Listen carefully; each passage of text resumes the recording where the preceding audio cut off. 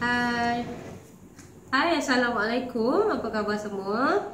Okey, hari ni Awi nak tunjuk macam mana cara betapa senangnya, betapa mudahnya kita nak sambung lubang lengan ya. Okey.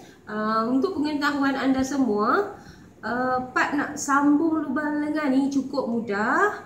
Cukup mudah. Awi akan tunjukkan caranya. Satu petua, jangan guna peniti untuk sambung lubang lengan. Okey? Okey, Awi akan tunjukkan. Okey, ni adalah tangan dress yang dah pun siap kita sambung. So sekarang ni yang ni adalah bahagian lubang ketiak kita. Okey, ya. Perhatikan sini, ini adalah bahagian hadapan ya. Dan ni adalah bahagian belakang. Okey. Tangan sebelum kita sambung, kita kalih ya, ataupun kita terbalikkan ya, begini. Kita masukkan ke dalam. Okey, perhatikan, masukkan ke dalam ya. Kita Mira tunjuk. Kita letakkan setengah inci ke depan macam ni. Ya. Letakkan setengah inci ke depan ya. Macam ni. Okey. So kita pegang yang hujung ni ya, pegang yang hujung dan kita letakkan pegang yang hujung macam ni ya. Kita dah betulkan kan dia punya tengah dia lah sama banyak. Okey. Baru kita penitikan di hujung ni. Penitikan satu saja. Satu sahaja. Okey. So sekarang kita nak mula jahit. Apa yang perlu anda ingat ya, bahagian badan, tindih, tangan. Awi ulang ya. Bahagian badan, tindih, tangan. Okey. Kita mula dari bawah ke tiap Okey, anda perhatikan basi jahitan ni. Apa yang perlu kita buat dengan basi jahitan ni, kita lipat segitiga begini. Okey. So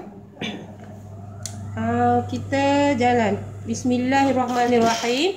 Jangan lupa bismillah sebelum kita mulakan menjahit ya. Okey, baik. Sekarang anda perhatikan, kalau nak ikutkan begini, nampak? Ya? Tangan berlebih begitu. Okey, bagaimana kita nak buat? Masukkan tangan kiri kita di bahagian dalam, ya. Okey, Mira rendahkan sikit. Ya. Okey, nampak apa yang Awi buat sekarang? Kita tangan ni fungsinya genjak kain yang di bahagian dalam tu. Lihat, boleh nampak tak? Mira nampak tak ombak-ombak tu, Mira? Nampak. Okey. Ya. So kita jalan lagi. Tengok ada tinggal lagi sikit. So kita buat lagi.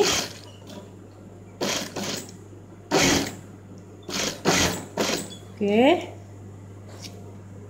Buka jarum peniti.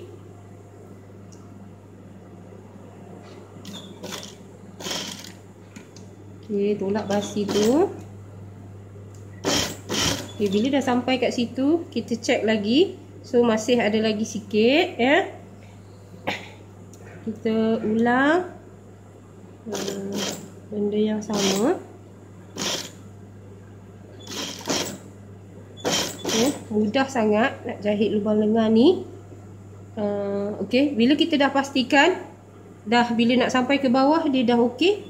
So tak perlu lagi tangan di dalam. Ya. So siapa kata susah? Sebenarnya tidak susah, senang ya. Senang sangat-sangat. Okey. Tak sampai 2 minit pun dah siap. Awi akan tunjukkan bahagian dalam dia macam mana. Ya, kalau kita lihat tadi dekat luar dia, tangan bahagian bawah tadi berkedut-kedut kan? Berombak.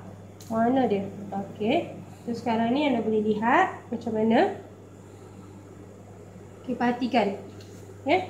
Okey, Mira tunjuk Walaupun Awi tolak tadi, dia berombak-ombak tapi tidak ada kedut Okey. Selamat mencuba. Mira cuba tunjuk dekat sini sikit. Okey, dekat bahagian ni tangan sebenarnya memang bukan salah tau, dia berlebih. Dia adalah lumrah. Kita perlukan bahagian tangan ni dia memang macam ni. Sebab je dia nak cover isi lengan kita yang kembung kat sini. Dekat sini. Okey? Harap boleh faham. Selamat mencuba. Bye. Assalamualaikum. Awi Manik. Satu rumah, satu mesin.